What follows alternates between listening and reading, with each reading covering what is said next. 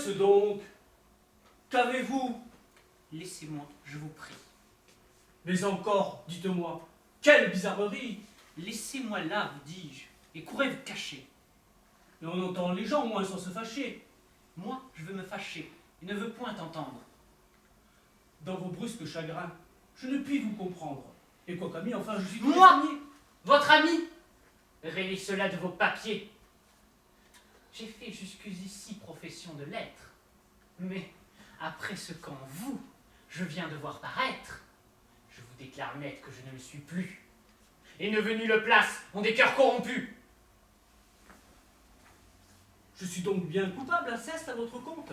Allez, vous devriez mourir de pure honte. Une telle action ne saurait s'excuser, et tout homme d'honneur s'en doit scandaliser. Je vous vois accabler un homme de caresses, et témoigner pour lui les dernières tendresses. De protestations, d'offres et de serments, vous chargez la fureur de vos embrassements. Et, quand je vous demande après quel est cet homme, à peine pouvez-vous me dire comme il se nomme. Votre chaleur pour lui tombe en vous séparant, et vous me le traitez, à moi, d'indifférent. Morble! C'est une chose indigne, lâche, infâme, de s'abaisser ainsi jusqu'à trahir son âme. Et si par un malheur j'en avais fait autant, je m'irais, de regret, pendre tout un instant. Je ne vois pas, pour moi, que le cas soit pendable. Et je vous supplierai d'avoir pour agréable que je me fasse un peu grâce sur votre arrêt. Et ne me pende pas pour cela, s'il vous plaît. Que la plaisanterie est de mauvaise grâce. Mais, sérieusement, que voulez-vous qu'on fasse? Je veux qu'on soit sincère, et qu'en homme d'honneur, on ne lâche aucun mot qui ne parte du cœur. Lorsqu'un homme vous vient embrasser avec joie, il faut bien le payer de la même monnaie, répondre comme on peut à ses empressements, et rendre offre pour offre et serment pour serment. Non, je ne puis souffrir cette lâche méthode qu'affectent la plupart de vos gens à la mode.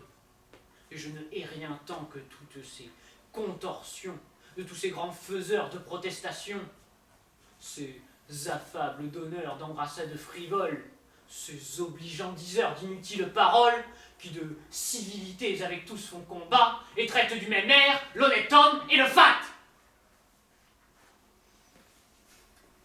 Quel avantage a-t-on qu'un homme vous caresse, vous jure amitié, foi, zèle, estime, tendresse, et vous fasse de vous un éloge éclatant, lorsqu'au premier faquin il court en faire autant?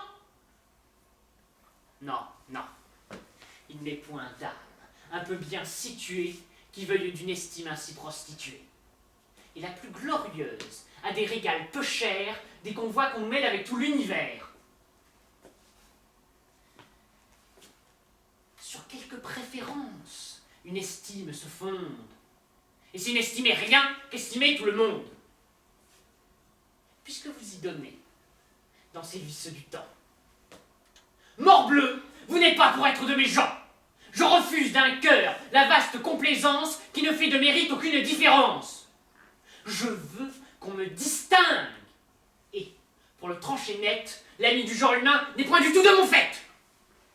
Mais quand on est du monde, il faut bien que l'on rende quelque dehors civil que l'usage demande. Non, vous dis-je. On devrait châtier sans pitié ce commerce honteux de semblants d'amitié. Je veux que l'on soit homme, et qu'en toute rencontre, le fond de notre cœur dans nos discours se montre. Que ce soit lui qui parle, et que nos sentiments ne se masquent jamais sous de vains compliments. Il est bien des endroits où la pleine franchise deviendrait ridicule, et serait peu permise. Et parfois, n'en déplaise à votre austère honneur, il est bon de cacher ce qu'on a dans le cœur. Serait-il à propos, et de la bienséance, de dire à mille gens tout ce qu'on l'on pense? Et quand on a quelqu'un qu'on est, ou qui déplaît, lui doit-on déclarer la chose comme elle est? Oui. Quoi?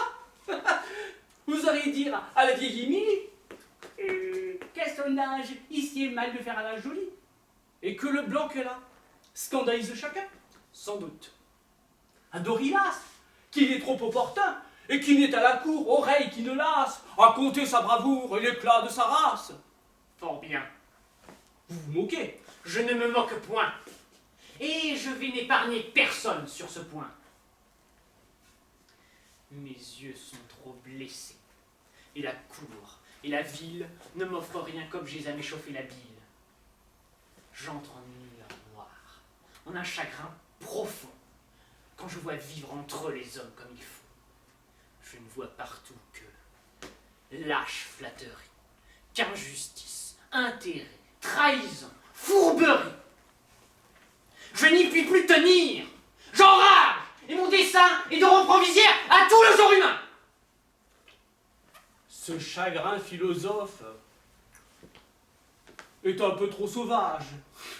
Je ris des noirs accès où je vous envisage. Et crois voir, nous deux, sous même soit nourris, ces deux frères que peint l'école de Mon Narinon. Dieu, ne sont là vos comparaisons fades. Non, tout de bon, quittez toutes ces incartades. Le monde, par vos soins, ne se changera pas.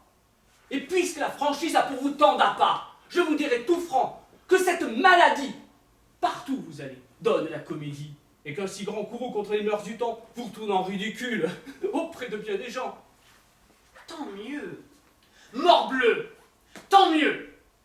C'est ce que je demande. Ce m'est un fort bon signe, et ma joie en est grande.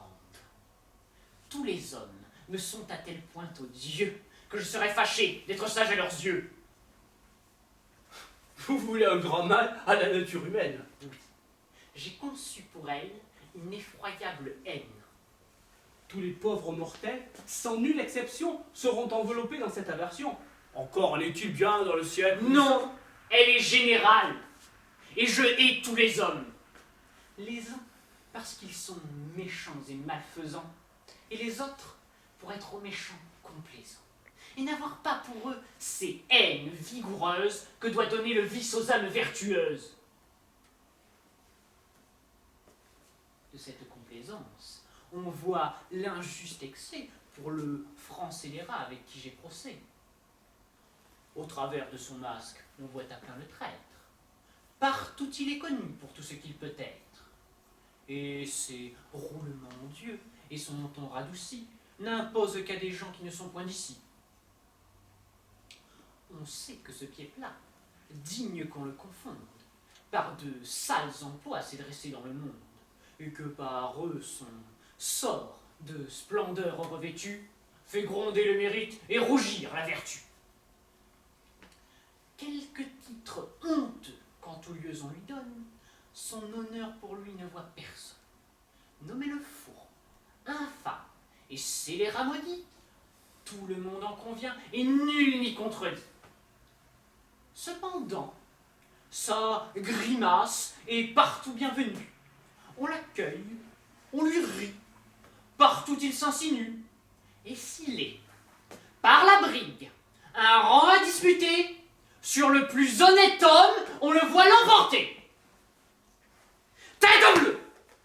Ce me sont de mortelles blessures de voir qu'avec le vice on garde des mesures. Et il me prend parfois des mouvements soudains de fuir dans un désert approché des humains. Mon Dieu, des mœurs du temps mettons-nous moins en peine, et faisons un peu grâce à la nature humaine. Ne l'examinons point dans la grande rigueur, et voyons ses défauts avec quelque douceur.